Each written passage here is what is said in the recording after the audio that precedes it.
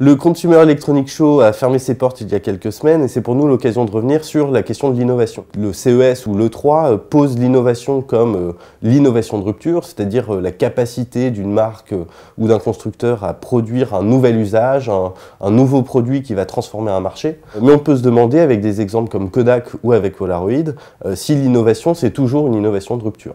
Il y a un designer assez connu, Raymond Loewy, qui dans La laideur se vend mal nous propose une lecture assez simple de ce qu'est l'innovation.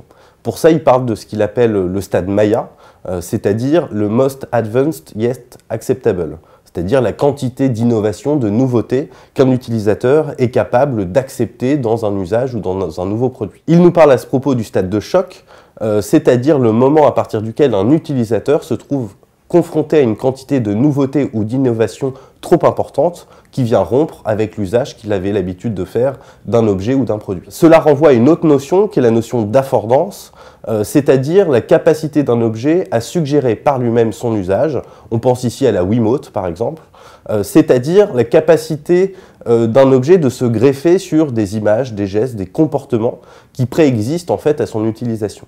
Le conservatisme ou la conservation, ça n'est pas simplement conserver les usages tels qu'ils existaient, mais c'est continuer aussi ce qu'il y avait de bon, de juste, d'approprié dans le passé.